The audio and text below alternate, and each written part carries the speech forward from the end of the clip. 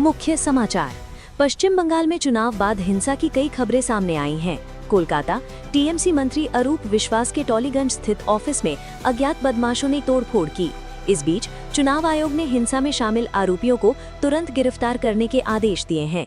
फिलहाल कई इलाकों में माहौल गर्म है, सुरक्षा व्यवस्था कड़ी कर दी गई है। कोलकाता पुलिस कमिश्नर अजय कुमार के अनुसार 80 लोगों को गिरफ्तार किया है और हथियार भी बरामद किए हैं।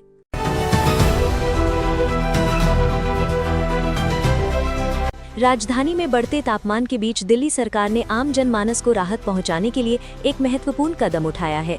मुख्यमंत्री रेखा गुप्ता ने बुधवार को दिल्ली सचिवालय से 13 मोबाइल हीट रिलीफ यूनिट्स को हरी झंडी दिखाकर रवाना किया। ये विशेष वाहन दिल्ली के उन व्यस्त इलाकों और चौराहों पर तैनात किए जाएंगे जहां धूप का प्रभाव सबसे अधिक रहता है और मजदूरों और राहगीरों की आवाजाही अधिक होती है।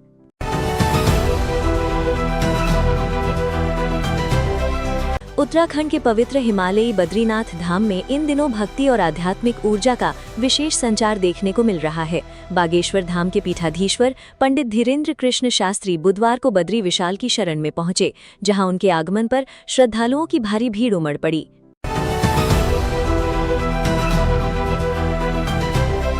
वियतनाम के राष्ट्रपति तो लाम के भारत दौरे को दोनों देशों के द्विपक्षीय संबंधों में गति देने वाला माना जा रहा है। भारत और वियतनाम अपनी व्यापक रणनीतिक साझेदारी के तहत सहयोग को और मजबूत करने की दिशा में आगे बढ़ रहे हैं। दोनों देशों के बीच बुधवार को 13 समझौतों पर हस्ताक्षर हुए हैं। पीएम मोदी ने बताया कि हमारी साझा विरासत को जीवंत रखने के लिए हम वियतनाम के प्राचीन चंपा सभ्यता के मी सॉन और न्यान टवर मंदिरों का पुनर्निर्माण कर रहे हैं। अब हम चंपा सभ्यता की मनुस्क्रिप्ट को भी डिजिटलाइज करेंगे और इस अमूल्य धरोहर को आने वाली पीढ़ियों के लिए संरक्षित करेंगे।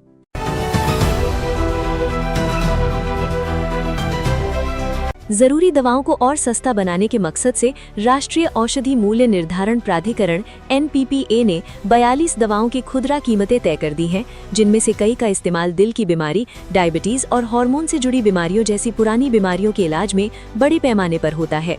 ड्रग्स प्राइस कंट्रोल ऑर्डर 2013 के तहत जारी एक नोटिफिकेशन में NPPA ने हर यूनिट के आधार पर अधिकतम कीमतें तय की हैं, जिससे असल में फार्मेसी मरीजों से अधिक कितना चार्ज कर सकती हैं ये तय हो गया है, जिसमें वस्तु एवं सेवा कर शामिल नहीं है।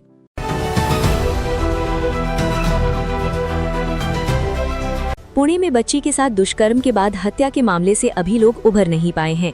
इसी बीच मंगलवार रात दत्तावाड़ी पुलिस स्टेशन इलाके से एक और चौंकाने वाली घटना सामने आई है। इसमें दादा को अपनी नाबालिग पोती के साथ यौन उत्पीड़न के आरोप में गिरफ्तार किया गया है।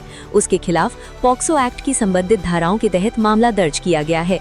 पुलिस ने बताया कि घटना के समय आरोपी नशे में था और उसने अपनी पोती को 50 रुपए की रिश्वत की पेशकश की थी। इतना ही नहीं, आरोपी ने अपनी 9 साल की पोती के कपड़े फाड़ दिए और उसके साथ यौन उत्पीड़न शुरू कर दिया।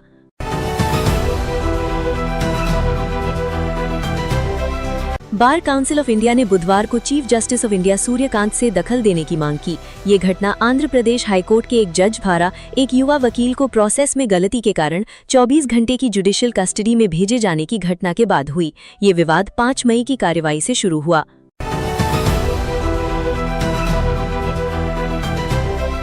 दिल्ली पुलिस की क्राइम ब्रांच ने नांगलोई के बक्करवाला इलाके में अवैध LPG गैस रिफिलिंग और जमाखोरी के संगठित रैकेट का भंडाफोड़ करते हुए 3 आरोपियों को गिरफ्तार किया है। पुलिस ने मौके से 96 gas cylinder, 3 tempo, 3 electronic weight machine और गैस ट्रांसफर करने के उपकरण बरामद किए हैं। ये कार्यवाही न केवल ब्लैक मार्केटिंग पर बड़ी चोट मानी जा रही है, बल्कि इससे संभावित बड़े हादसे को भी टाल दिया गया है।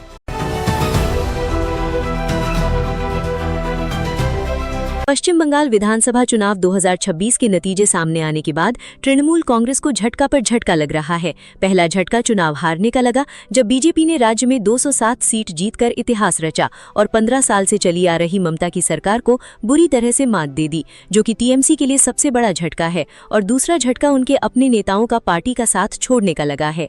चुनावों के नतीजे आने के एक दिन बाद ही पूर्व भारतीय क्रिकेटर मनोज तिवारी ने तृणमूल छोड़ने का ऐलान कर दिया। बता दें कि वो टीएमसी के विधायक थे और ममता बनर्जी के नेतृत्व वाली सरकार में खेल राज्य मंत्री की भूमिका निभा रहे थे। फिलहाल इतना ही, जुड़े रहिए।